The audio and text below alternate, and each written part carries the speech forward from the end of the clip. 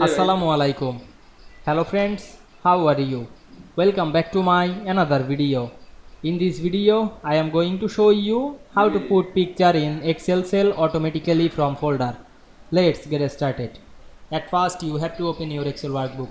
Now I am want to put picture on cell. At first, go to the insert menu. Select the shape drop down menu. Select rectangle shape. Then draw the shape. Click and press Alt on our keyboard.